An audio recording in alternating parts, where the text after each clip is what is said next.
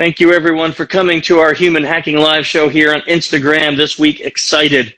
We got Chase Hughes with us. I met Chase for the first time in person last year in Orlando at the Human Hacking Conference, and it was just like a series of ridiculously fortunate events that led us to decide we're going to work together in the conference coming up this year. But Chase has got quite an amazing background in intelligence, behavior, understanding influence. He's got some really exciting things going on in his life right now. So Chase, welcome to the show. Thank you for coming on today. Yeah, thanks, Chris. Glad to be here. Not a problem. So first of all, tell us a little bit about yourself, just for those who may not be familiar. I mean, you're an author of different types of things, a speaker, a trainer. Give us like the rundown. Who are you and how did you get there? So as a quick rundown, my name is Chase Hughes. I did 20 years in the U.S. military. I retired as a chief. I spent my entire career completely obsessed with human behavior, psychology, hypnosis, interrogation, behavioral profiling, brainwashing, mind control. And I wanted to specialize in that. So I spent that second half of my career trying to figure out where the wall is in human persuasion. How much could a person be made to do, and how quickly can a person do that? I then wrote the book that's kind of the underground Bible now for SOCOM guys and PsyOps people, and that's called the Ellipsis Manual, and that I think is just hit its third year on the #1 bestseller list. Oh, nice. Yeah, it's pretty cool. And I run a company called Applied Behavior Research, and we train intelligence agencies, government stuff, and we train normal people, from salespeople to law firms, and how to either select a jury or be more persuasive. And I think I'm the only trial consultant in the U.S. with a 300% money-back guarantee. That's a pretty big guarantee. It is. And yeah. Here, this is called Phrase 7. It is a psychological thriller. It's my first work of fiction, and it will soon be a television series. That is awesome. Congratulations on all of that, my friend. Thank you. Quite a lot of accomplishments there. I mean, from actual work to fiction work. That's ridiculous, kind of, if you think about it. Pretty awesome. My secret is to write fiction, like to sit in a little cramped office somewhere and type a book. Yeah. You need an old typewriter, though. You need like one of those old-style typewriters so the noise is there. I need to do it. Yeah, because that sounds like it would be cool. I mean, maybe for a day. I don't know about a whole book. Yeah, probably a day. Yeah. Writing a book for me has been a labor of nonstop edits. So I don't know if I'd want to do that on an old-style typewriter. It's the worst part. The energy and enthusiasm for the book is gone, and you're like, all right, I'm done. And exactly. live in the apartment with the book for the next. Yeah. Yeah. That's going to be the only way.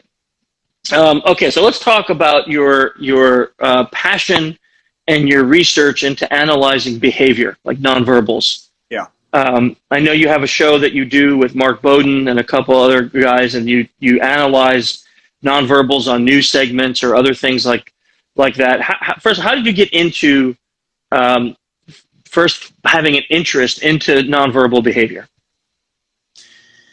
I was 19 years old. I was stationed in Pearl Harbor. I was a navigation guy on a guided missile destroyer as a kid. And I was out in Waikiki Beach one night talking to a young lady at a bar called Kelly O'Neill's. And basically I asked her out. And I said, hey, can I buy you dinner? Or I said something to that effect. And she said no. And it was devastating to me. So I went home that evening, and I literally typed how to tell when girls like you.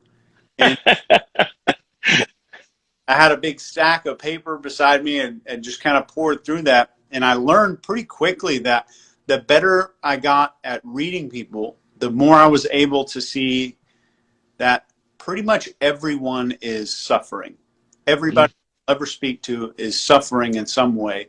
And the behaviors that we're learning to spot are just ways our personality becomes a way to hide our suffering. It's kind of a universal thing. So I thought, like, maybe I'm getting this behavior stuff wrong because everybody looks sad. Once you can see, we're all looking a little bit sad.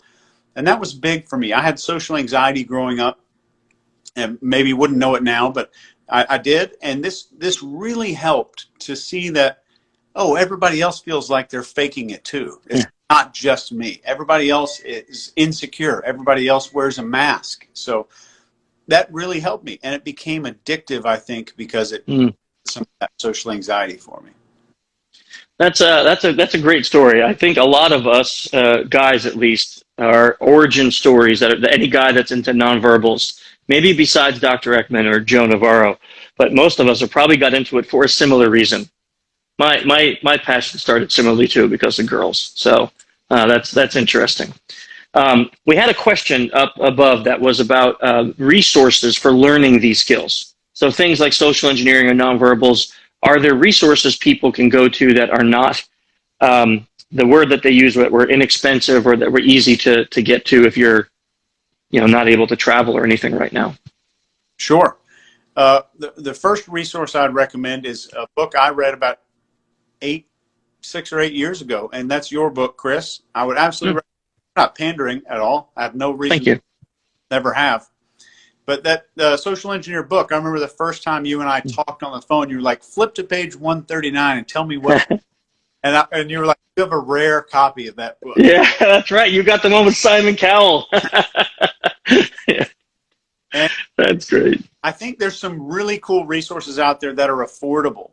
For instance, if you want to learn nonverbal behavior, you can subscribe to the Behavior Panel. That's me, other world-leading behavior experts breaking down every eye blink, every movement, people who are in politics, people who say they were abducted by aliens. We do it all to show you this is what stress and comfort looks like, and that's pretty much all you're looking for non-verbally. But social engineering, there's a lot of training out there. I would absolutely recommend the stuff that I've put together is all about influence and persuasion. You can go through there. All the courses that I have are pretty affordable. But one thing I would recommend, just as a recommendation to you guys, is learn street hypnosis. Because if you look at a good social engineer, it's not because they used a good tactic. It's typically, if we took the top 1% of social engineers or the top 1% of salesmen, those aren't the people with the best tactics. Those are the people with the best personality and people skills. Those sit on top of everything. Because I could give you the golden script. Here's the exact words on how to get out of a speeding ticket, how to get upgraded to first class. And I give that script to someone who has low social skills, low confidence, and their personality isn't very outgoing. It doesn't work.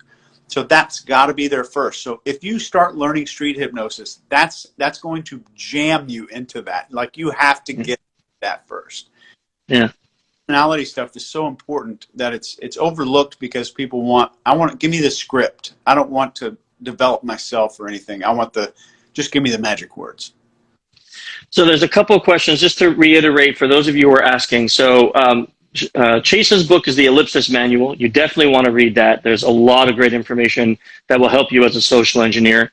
The book that Chase referenced of mine, I would read the updated one. It's called Social Engineering, the Science of Human Hacking. So the one he referred to was The Art of, but the newest one that came out a year and a half ago or so is The Science of Human Hacking.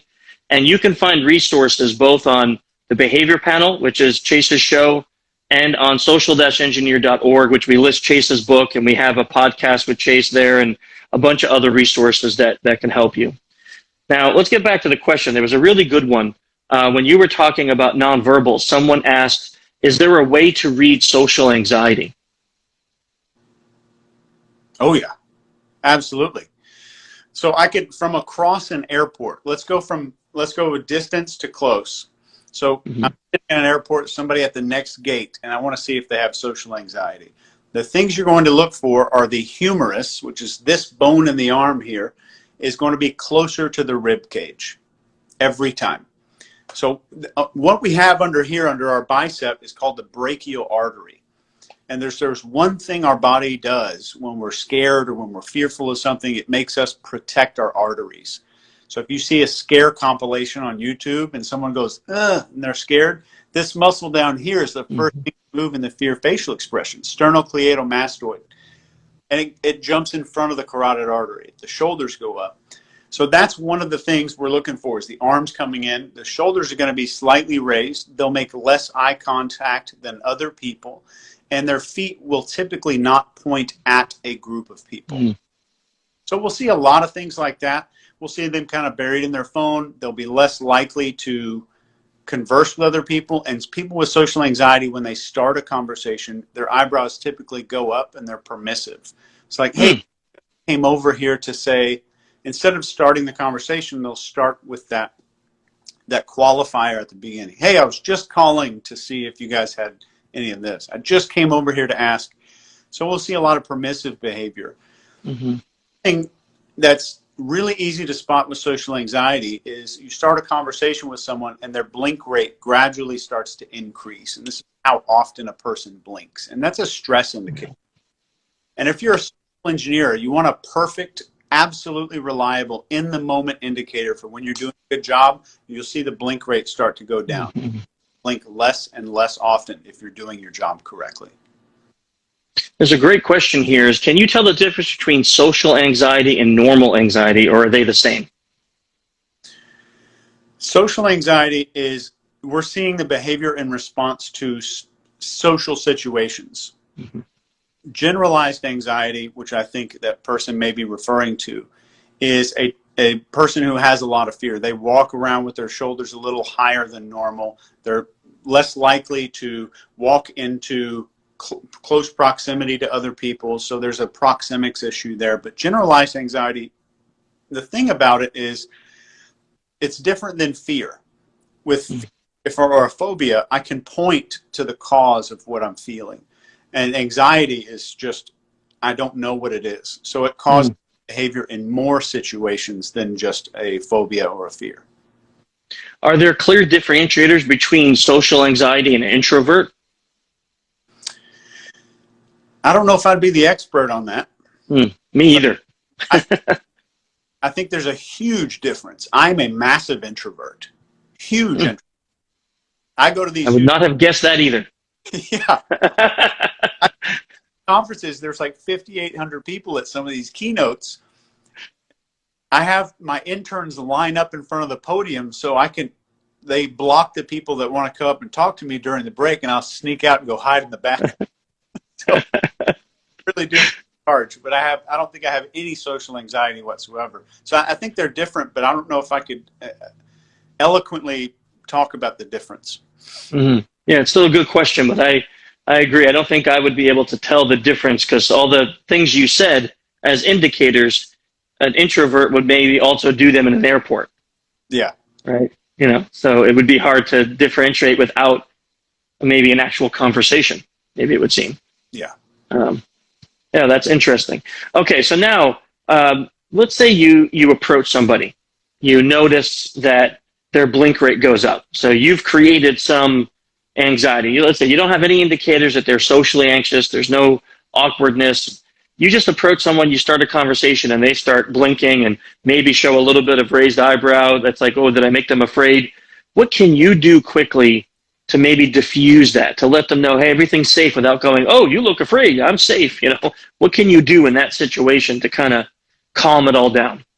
I think the first thing that what I'm doing right now is the first response. So if you think of anger, so if, Chris, you can make an angry facial expression, it brings your eyebrows down and together. And as primates, when we do the opposite, it's the opposite of anger. We do an eyebrow flash. That would be step one. I could get into the nitty-gritty details of it, but it triggers the brain to see you as non-threatening and friendly. People with the highest charisma make 70% of eye contact while they are listening, and 50% of the time while they're talking. Huh. So those are if you go watch Bill Clinton on Jimmy Kimmel. Even sitting there on Jimmy Kimmel, just go watch that episode and you'll see that. So we'll immediately lower the eye contact to lower the social anxiety, and we'll remove a one-on-one facing situation.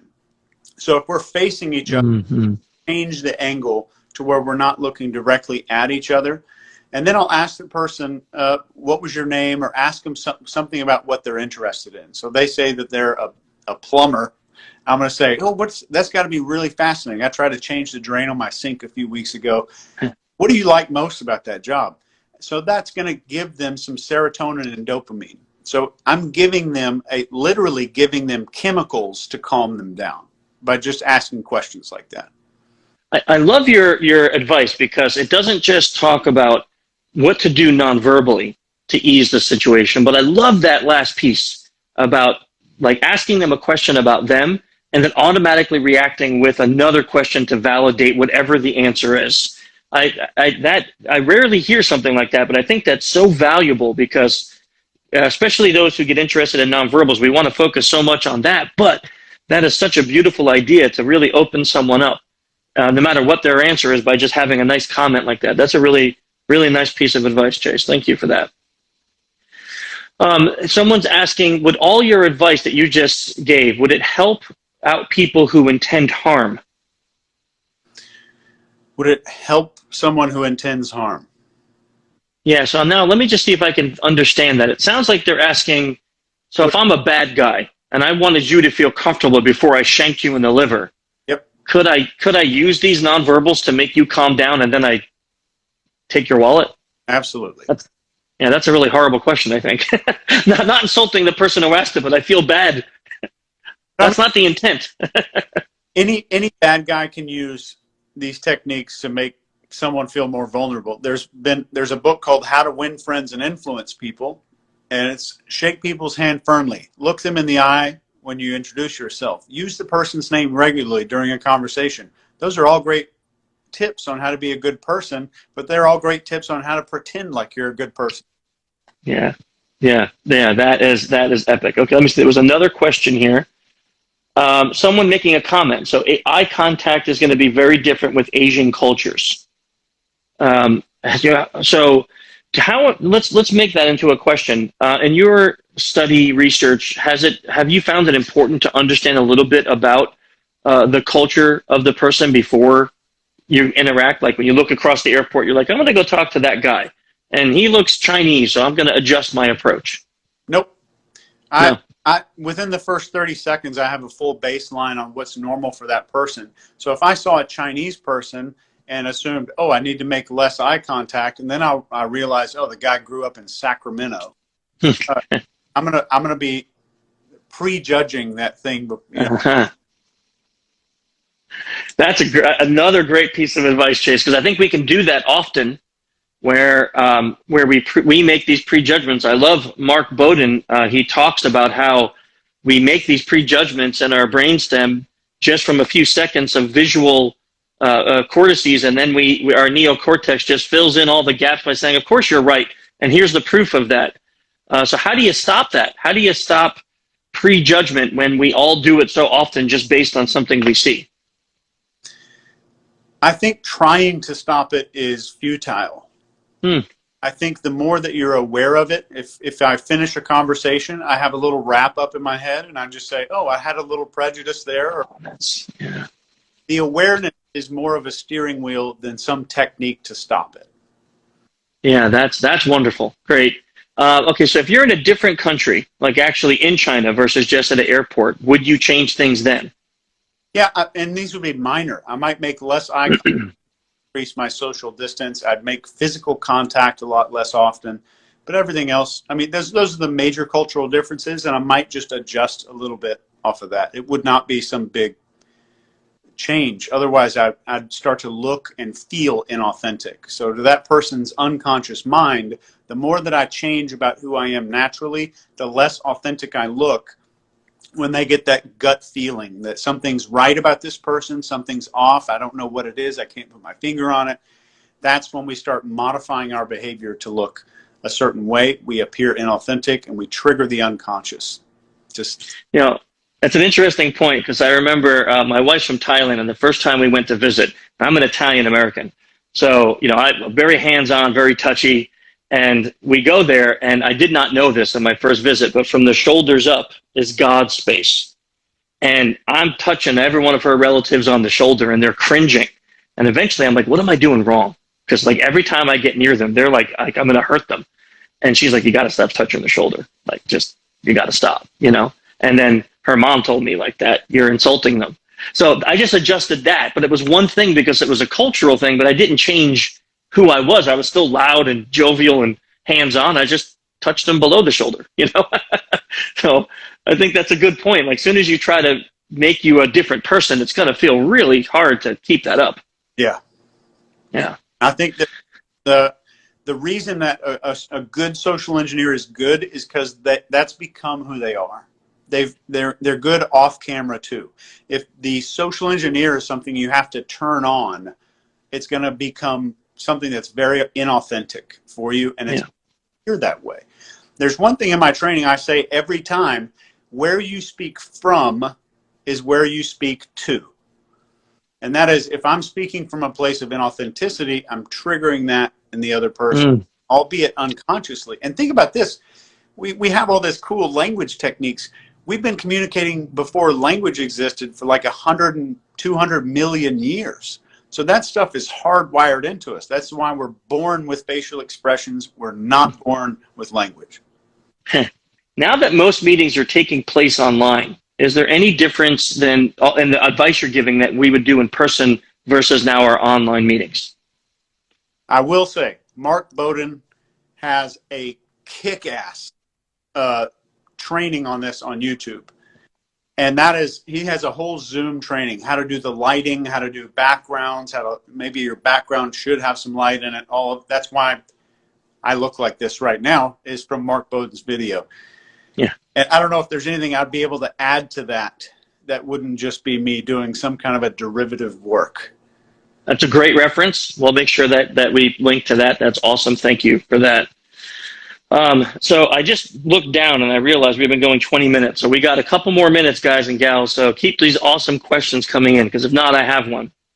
So in 2021, you're coming in not just to give a speech, but to actually do a training for the Human Hacking Conference that we'll be holding here in Orlando or virtually. We'll figure that part out shortly. But what will people be able to look forward to learning from you during your session at the conference? How long is my session? I think we talked about 4 or 5 hours. Now, that may adjust depending on what happens with COVID and everything, but let's say it's not a speech, it's more of a training. Yeah. So that I would cover if I had basically how my thing for the conference this year is going to be, if someone gave me 4 hours to train a brand new person to be an intelligence asset, like Jason Bourne operator. We'll spend some time on nonverbal communication. We'll spend some time on profiling, behavioral profiling, a little bit of lie detection, how to get information out of people, a little bit of that stuff. Then we'll get into some heavy persuasion stuff, heavy persuasion techniques. And finally, the most important piece that every major influence training I've ever seen in my life ignores, which is authority and why we become obedient to other people instantly, and what are those tripwires and how do we set them off in other people. Very nice. Will you teach us how to kill someone with a pen, though? Because that, when I think of Jason Bourne, I think I'm not going to really leave that class unless I can kill someone with a pen. Yeah, we'll have to bring some extra legal contracts for that. Okay, that's not a problem. We'll take volunteers to play in that part if anyone wants to raise your hand now. Someone was asking what's the difference between social engineering and pen testing. Do you feel comfortable? You want to answer that one? No, when I hear pen testing, I'm thinking I'm going to Office Depot and testing out. And that's a huge difference then. Yes, major difference. Yeah, major difference. I answer that because I don't know much about the industry. We'll talk about that another time. Let me see. We got a good question here. This one, genuine one this time. So this is Scott again, who's been trolling you. I work in sales management, and I spend a lot of my time training people outside the frameworks on the more nuanced aspects of sales. Any content that you have to complement that? The nuanced aspects of sales? Yes. No, yes. Yeah, I guess the nuanced aspects of sales. Do you have any information that may complement training that he's doing in that? Yeah, so if I've got 3 minutes to talk to a sales trainer and give them some super impactful things that'll really change the game.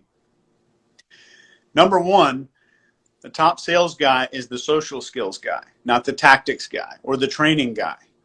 So we need to level that up more. So first of all, we need to prime the customer for the end result. So from the beginning, if I want excitement at the end of the sale, I'm going to start building that from the beginning of the conversation. So once we have a little bit of a chemical in the body, it's easier to create more in the future. So that's just kind of a wedge. So edge of excitement towards the end.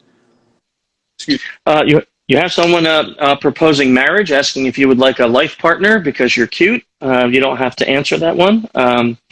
We have a person volunteering to sign the contract to be stabbed by a pen. That's interesting. And someone else asking, will you teach us how to kill them with a pencil? This is a lot of very interesting answers I didn't expect. Let's see. When will your next novel or book come out? I just finished editing my third round of editing 30 minutes ago before I joined the call. Wonderful. It's going to final production here in a few weeks. I'm hoping Christmas. That's great. Congratulations. Thank you. Yeah, nice. Yeah, you heard it here, folks. Plus the TV producers buy it from me beforehand and want to use it as a script for season 2 of this thing. I don't know. But which could happen. On a final point with the sales note, if we're talking to a person, we all agree our nonverbal behavior affects our mood. We know there's a great TED Talk with Amy Cuddy talking about this. Smiling happens, sitting up makes you feel more confident, all that stuff. How many times have you made a big decision in your life while you're like kicked back on the couch? Not often. Very rare. Saying yes to marriage, deciding who to sleep. Anything that's a big deal for us, we're leaning forward. Our attention and our bodies are leaning forward. So if you're in sales and you get to that point when you're asking for the close, never ask someone to take an action while their back is touching a chair. Very interesting. You heard it first here, Scott. So now, who's your favorite person on the behavior panel? I think we can all agree it's Chase. Okay, I think we can all agree. Chase, if people want to know more about you, if they want to follow you, find out where they can get training, where can they go? You can just type Chase Hughes into Google, or you can go to chasehughes.com. It's got everything you need. Easy enough. I honestly can't believe we just chatted for 30 minutes because that seemed like it was 5. Yeah, thank you so much. This was really, really awesome. Such great information. You handled all these questions so perfectly. I truly appreciate it. Folks, thank you for coming in and asking all your great questions. It makes these conversations so much more valuable for all of us when we can learn from experts like Chase. Follow him, chasehughes.com. Check out humanhackingconference.com. And if you're interested in taking some training from Chase down here in March of 2021, March 11 through 13, 2021. So we'll catch you next week, and thank you guys. Thanks, Chase.